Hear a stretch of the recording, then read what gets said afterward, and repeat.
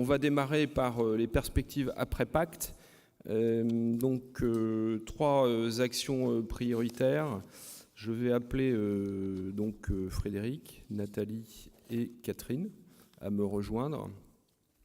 Donc 3 actions prioritaires, accompagnement des confrères les plus impactés, c'est le premier thème. Deuxième thème, développement de nouvelles missions pour les cabinets. Et troisième thème, formation des commissaires aux comptes et de leurs collaborateurs. Ce sont ces 3 groupes de travail sur lesquels nous travaillons depuis janvier, en fait. Enfin, depuis même avant janvier, on va vous expliquer tout ça. Voilà, c'est à vous, mesdames, messieurs.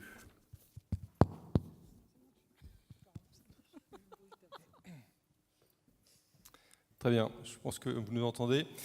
Donc en fait, le premier groupe de travail que nous allons vous présenter, donc parmi les 3 qui vous ont été cités par Olivier, c'est le groupe de travail accompagnement. En fait, il a 3 objectifs. Le premier étant, puisque son terme c'est accompagnement, c'est d'identifier en fait les cabinets qui vont être les plus sévèrement touchés par la réforme. Donc de savoir comment on va pouvoir les accompagner. La deuxième, évidemment, c'est d'examiner toutes les solutions qui sont déjà adoptées, de profiter de l'expérience des autres pays européens, parce qu'en fait, on n'est pas les premiers à subir un phénomène de remontée des seuils. On a des pays qui nous ont précédés, et ça va être intéressant d'étudier leur stratégie, sachant d'ailleurs que ces pays, la plupart du temps, ils sont en train de redescendre leur seuil, ce qui est une sorte de paradoxe des temps modernes. Et la troisième proposition que l'on va développer, c'est ce sont les différentes solutions et niveaux d'accompagnement que l'on va proposer aux consoeurs et aux confrères qui en auront le plus besoin. Alors, en fait, on a commencé à travailler sur le fichier des confrères pour étudier ceux qui étaient le plus significativement impactés par la réforme et donc pour lesquels on va essayer de faire des propositions plus ciblées en fonction de leurs besoins. Je ne développe pas plus ici puisque je vais le faire d'une manière générale dans les slides qui suivent. Mais l'idée est bien entendu de proposer des solutions qui sont adaptées aux circonstances propres à chaque cabinet, puisque certains cabinets vont être très lourdement affectés, et d'autres moins, tant mieux pour eux. Alors, ce que je vais faire, et ça c'est la partie qui est la plus importante, c'est pour ça qu'on vous a fait faire ce petit test Wisely, c'est en fait de solliciter en fait votre avis sur justement l'impact de cette loi Pacte sur votre cabinet. Alors pour y parvenir, en fait, nous avons prévu un petit questionnaire. Alors je vous précise d'emblée qu'évidemment les résultats des questions qu'on va vous poser ne seront pas affichés, puisqu'elles vous sont personnelles. Mais c'est extrêmement important pour nous afin de bien cibler en fait les solutions et les propositions que nous allons faire. Alors il y a 3 questions qui portent en fait sur la structure de votre activité. Il y en a 3 qui portent sur votre stratégie actuelle. Donc, ce que je vous invite, c'est une munir de Wisely et de répondre aux questions qui vont s'afficher sur Wisely. Donc si vous êtes connecté, normalement vous devez déjà apercevoir les questions. Donc la première question en fait porte en fait sur la structure de votre chiffre d'affaires commissariat aux comptes sur l'ensemble de votre activité. Donc quel est le pourcentage de votre activité de commissariat aux comptes par rapport à votre activité générale. Donc là, je vous laisse répondre, c'est extrêmement important. Et soyez le plus nombreux, s'il vous plaît, à répondre, parce que c'est extrêmement important pour nous, pour avoir une approche générale de ce qu'on peut proposer à la profession. Donc on compte sur votre participation à cet effet. Donc la deuxième question, quelle est la proportion de votre chiffre d'affaires, et ça c'est peut-être plus compliqué, mais réfléchissez-y, quelle est la proportion de votre chiffre d'affaires issu de mandats PE sur votre activité générale? Donc quelle est la part de votre activité qui est directement impacté par la loi Pacte, c'est-à-dire le chiffre d'affaires de mandat PE sur l'activité générale du cabinet. Je vous laisse répondre. Là encore, soyez sympa, soyez le plus nombreux possible à répondre, c'est extrêmement important pour la pertinence de nos futurs travaux.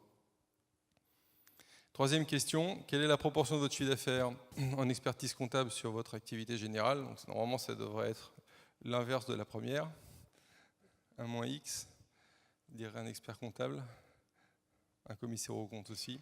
Là, je vous laisse aussi répondre. mais pas forcément. Hein. En tout cas, la plupart d'entre vous, oui, mais peut-être pas toujours.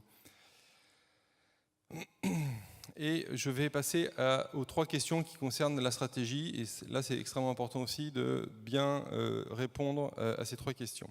Donc, compte tenu de la remontée des seuils, est-ce que vous avez déjà envisagé des actions de changement dans votre activité? Ça peut porter sur l'organisation, la réorientation de votre activité, ça peut porter sur le management des ressources humaines, ça peut porter sur des actions de formation, ça peut porter sur beaucoup de choses, tout ou partie de ce que je viens de citer. Mais en gros, est-ce que vous avez déjà entrepris des actions? Liquider la retraite peut effectivement en faire partie. Alors je le conçois, je peux accepter cette réponse parmi d'autres.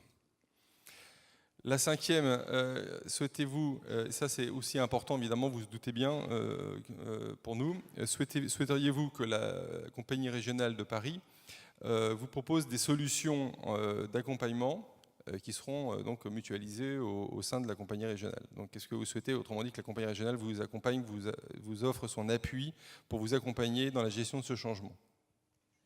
Là, je vous invite à répondre sur Weassembly.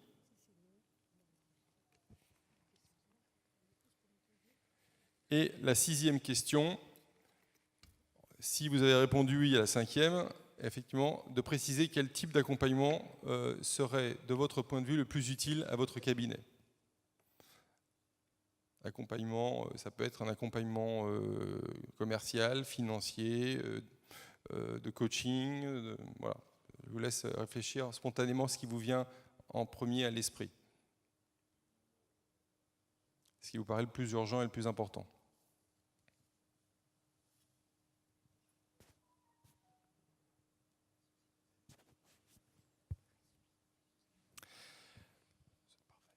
Voilà. Je crois que si tout le monde a répondu, je vous remercie en tout cas de votre participation. C'était important que l'on collecte un maximum effectivement de feedback de la part des confrères. C'est pas vrai, j'y crois pas. Alors on va maintenant effectivement vous présenter plus en détail en fait les travaux que nous menons au sein de la compagnie régionale. Donc le premier évidemment c'est que, comme je vous l'ai dit tout à l'heure, en fait nous essayons en fait de nous comparer aux autres pays européens, puisque certains ont déjà fait des hausses de seuil, et donc la profession a dû s'adapter dans ces pays-là. C'est intéressant de voir comment ils se sont adaptés, comment ils ont essayé de réorienter leur activité, ou tout simplement comment ils ont essayé de conserver leurs clients. Parce que, en fait, il faut bien regarder, mais je pense qu'effectivement, il y en a un certain nombre qui ont réussi à conserver leurs clients en adaptant leur mission, en proposant autre chose à la place du commissariat aux comptes, par exemple. Pardon ? Alors, en fait, c'est très variable d'un pays à l'autre, mais si on prend quelques exemples comme la Belgique, par exemple, qui nous est très proche, qui a eu deux remontées de seuil, voilà, c'est un exemple intéressant. Alors, le Royaume-Uni est un autre exemple complètement différent, parce que la structure du marché n'est pas du tout la même, et donc c'est complètement différent, on va dire. Mais voilà, par exemple, deux exemples. Il y a eu les Pays-Bas également qui ont remonté leur seuil. Donc c'est intéressant de voir comment ces pays se sont adaptés. On a les Suédois qui ont aussi engagé un mouvement de hausse des seuils qui est resté finalement temporaire, puisqu'ils viennent de décider de les remettre à leur seuil antérieur, qui est un seuil extrêmement bas. Comme les Italiens qui avaient très tôt remonté les seuils et finalement les ont à nouveau abaissés cette année, à un seuil bien inférieur à nos seuils actuels. Alors, si je développe un petit peu maintenant en fait la partie accompagnement, donc la partie accompagnement en fait porte sur en fait on va dire 5 niveaux d'accompagnement qu'on peut considérer comme crescendo. Donc le premier, c'est en fait d'organiser au sein de la compagnie régionale des rencontres et des échanges confraternels avec des élus, donc sous forme de table ronde en quelque sorte. Je vais expliquer un petit peu après. Le deuxième niveau, c'est de réaliser un diagnostic du cabinet avec la sortie de préconisation, que je vais également développer. Et puis, en gestation, nous avons quatre niveaux que nous avons identifiés.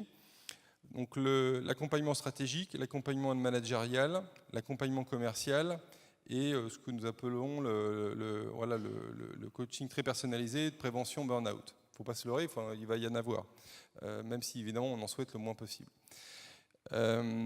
Donc en fait, ces 4 derniers niveaux sont en cours d'élaboration et justement on compte notamment sur votre feedback d'aujourd'hui pour ajuster en fait nos propositions en la matière. Ce que je vais faire pour l'instant, c'est développer les 2 premiers niveaux. Donc le premier niveau, c'est en fait la rencontre et les échanges confraternels. Donc là, l'idée, c'est d'organiser donc au sein de la compagnie régionale donc des rencontres par petits groupes de 10-15 participants au sein de la compagnie régionale avec des élus pour échanger sur les problématiques rencontrées par le cabinet, les cabinets concernés. Donc on a déjà organisé à cet effet 2 réunions que vous pouvez noter sur vos agendas. Donc celle du 24 avril et celle du 22 mai, donc au cours desquelles en fait, les cabinets qui sont intéressés pourront se manifester pour demander à participer à une réunion en la matière au cours de laquelle ils pourront échanger avec des élus de la compagnie régionale sur la situation du cabinet. Alors je vous invite effectivement à réserver une place le plus tôt possible si vraiment vous en ressentez le besoin. Ça permettra également à la compagnie d'avancer dans son programme de façon concrète. Lorsque, au cours de ces réunions, on identifiera des besoins plus approfondis, à ce moment-là, on pourra proposer des rendez-vous individualisés aux cabinets qui ont le plus, aux professionnels qui ont le plus besoin en fait, d'accompagnement, un besoin d'accompagnement beaucoup plus personnalisé. Et donc cette étape viendra également nécessairement. Deuxième niveau, le diagnostic des forces et des faiblesses du cabinet. Donc là, l'idée, c'est de proposer, c'est que la compagnie régionale propose justement la réalisation d'un diagnostic. Et donc, à cet effet, effectivement, l'idée, c'est de travailler avec le cabinet sur un diagnostic des forces et des faiblesses réalisé par un consultant et, en fonction de ses recommandations, d'organiser un plan d'action adéquat. Là aussi, l'idée, c'est de regard extérieur, profiter d'un regard neutre, profiter d'un accompagnement mutualisé et donc de tirer le meilleur parti de ce que la compagnie peut vous offrir. Voilà en quelques minutes ce que je voulais vous présenter. Donc on compte évidemment sur vous, si vous êtes vraiment très impacté par la réforme, de venir nous parler, d'échanger, de profiter en fait de notre écoute pour qu'on puisse vous proposer des solutions personnalisées. Voilà, j'en ai fini avec cette petite présentation. Mais ce que je voulais, avant de passer la parole à Nathalie, c'était de vous faire une petite synthèse, en fait, sous forme d'infographie de la loi Pacte, pour simplement, je dirais, introduire le sujet que va vous présenter Nathalie. Aujourd'hui, notre commissariat aux comptes, c'est dans la partie gauche de cette infographie, c'est un commissariat aux comptes assorti de services connexes qu'on appelle les SAC, services autres que la certification des comptes, services qui se sont développés évidemment ces dernières années avec la réforme, puisqu'ils sont plus souples, on va dire, de mise en œuvre que les anciennes DDL. Et donc, par comparaison, de le confronter avec la réforme Pacte, dans laquelle on aura finalement 2 situations. Celle où il y aura dans les petites entreprises un commissaire aux comptes qui, en fait, sera désigné dans le cadre d'une norme dite ALP, c'est-à-dire un audit en fait, donc légal pour petites entreprises, pour petites entités, lequel sera complété par un certain nombre de SAC, où il n'y aura pas de commissaire aux comptes, et à ce moment-là, le commissaire aux comptes aura néanmoins un certain nombre d'interventions ponctuelles à réaliser à la demande de l'entité, soit sur une base contractuelle, c'est ce qu'on a appelé les SAC autonomes, c'est-à-dire que vous intervenez en tant que commissaire aux comptes dans une entité dont vous n'êtes pas commissaire aux comptes pour réaliser un SAC, ça ce sera le monde post-PAC, complété par en fait des interventions également ponctuelles qui sont prévues par la loi, qu'on appelle les SAC réglementaires, qui sont aussi des SAC au sens juridique du terme, mais qui en fait correspondent aux missions habituelles du type augmentation, réduction de capital, etc. Donc voilà en gros le contexte réglementaire tel qu'il se dessine avec la loi Pacte dans les petites entités. Alors pour découvrir la vision de la compagnie régionale de Paris, du métier et de la mission du commissaire aux comptes après la loi Pacte, je vais laisser la parole à Nathalie.